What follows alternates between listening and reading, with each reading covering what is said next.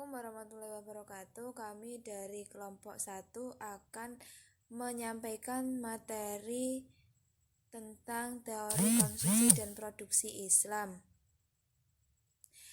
Perkenalkan, nama saya Kanti Endah Mawarni. Fungsi kesejahteraan, maksimisir, dan utilitas. Menurut Al-Ghazali, fungsi kesejahteraan adalah memiliki tujuan 5 dasar, yaitu agama, jiwa, keturunan, mal, dan intelek.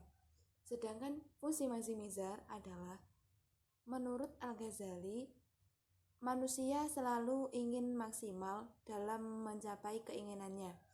Kemudian fungsi utilitas adalah keinginan manusia yang berlebihan, sedangkan SDM yang terbatas. Tingkat substitusi marginal atau MRS. Konsumsi makanan meningkat, maka substitusi marginalnya menurun. Apabila konsumsi makanan menurun, maka substitusi marginalnya akan meningkat. Barang halal, haram, serta kurva indiferent. Kita sebagai seorang muslim dianjurkan untuk memakan makanan yang halal, maka menunjukkan permintaan barang halal atau konsumsi barang halal meningkat. Dalam kurva indiferent ditunjukkan ke arah kanan bahwa konsumsi barang haram telah berkurang, dan ke arah kiri menunjukkan bahwa konsumsi barang halal banyak dilakukan oleh masyarakat muslim. Utility. Semakin tinggi kurva indiferent menunjukkan bahwa konsumen semakin banyak dan kepuasan maksimal konsumen semakin tinggi. Budget constraint. Setiap konsumsi atau keinginan kita pasti ada hambatannya atau pembatasnya, seperti pendapatan, usaha yang berkurang, ataupun yang lainnya. Permintaan barang halal dalam pilihan halal haram. Apabila menghadapi pilihan antara barang halal haram, maka optional solutionnya adalah corner solution, yaitu keadaan di mana kepuasan maksimal itu terjadi kurva indiferent dengan konsumsi barang haramnya di titik nol.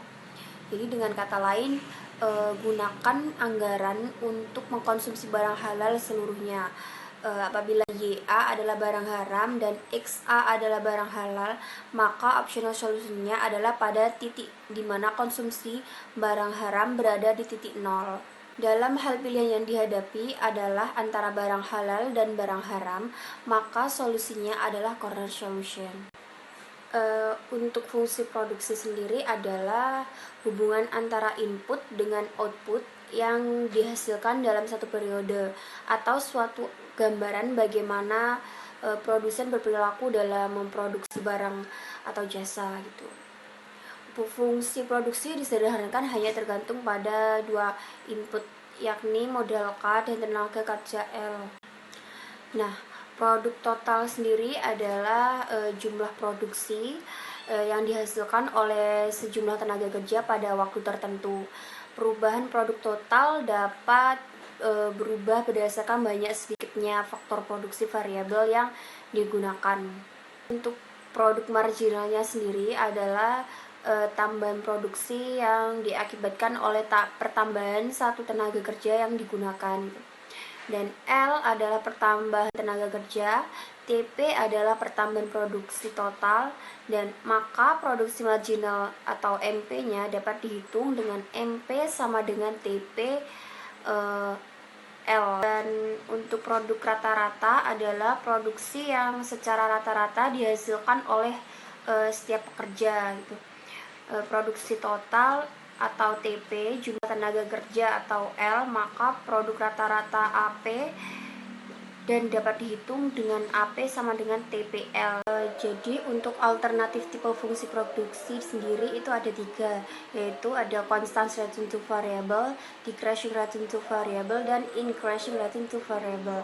Untuk constant relating to variable, input kondisi ini terjadi bila tambahan output yang dihasilkan sama dengan tambahan inputnya. Untuk decreasing relating to variable, input kondisi ini terjadi bila tambahan output yang dihasilkan lebih kecil dibandingkan tambahan inputnya. Dan yang terakhir untuk increasing relating to variable, Input kondisi ini terjadi bila tambahan output yang dihasilkan itu lebih besar dibandingkan tambahan inputnya. Assalamualaikum warahmatullahi wabarakatuh. Saya Fard Arja Nugroho. Saya akan menjelaskan materi tentang analisis biaya antara sistem bunga dengan sistem bagi hasil. Dalam pembahasan analisis biaya ini, faktor penggunaan modal sangat menjadi perhatian karena pada kenyataannya ada beberapa jenis sumber modal yang digunakan oleh produsen. Penggunaan sumber modal yang berbasis bunga tentu saja berbeda dengan sumber modal yang berbasis syirkah. Analisis yang paling fundamental untuk menerangkan analisis biaya adalah fungsi hubungan antara biaya produksi dan tingkat output yang akan dicapai dalam satu periode. Fixed cost besarnya tidak dipengaruhi oleh berapa banyak output atau produk yang dihasilkan.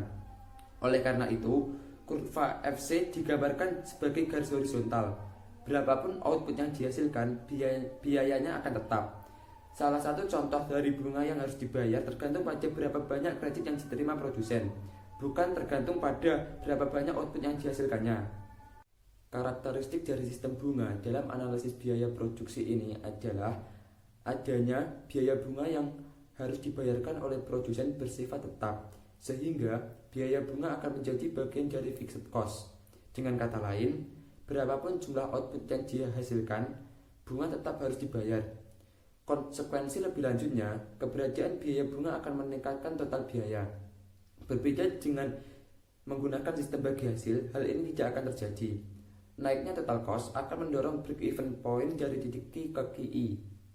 Jadi, jika dalam sistem bunga yang berubah adalah kurva TC, yaitu kurva TC akan bergeser paralel ke kiri atas, sedangkan dalam sistem bagi hasil yang berubah adalah kurva TR. Kurva TR akan berputar ke arah jarum jam dengan titik 0 sebagai sumbu putarannya. Selanjutnya, skala ekonomi. Untuk melihatnya, gunakan kurva total revenue yang membandingkan total revenue sistem bagi hasil dengan total revenue sistem bunga. Sebagaimana yang telah dijelaskan sebelumnya, total revenue sistem bagi hasil akan berputar ke arah jarum jam, sedangkan total revenue sistem bunga tetap pada tempatnya, yaitu tidak berputar. Ternyata untuk total besar revenue yang sama, jumlah produksi sistem bagi hasil selalu lebih besar dibandingkan jumlah produksi dengan sistem bunga. Jadi, sistem bagi hasil bukan saja lebih efisien, tetapi juga mendorong produsen untuk berproduksi pada skala ekonomi yang lebih besar. Selanjutnya, efisiensi produksi dan skala ekonomi.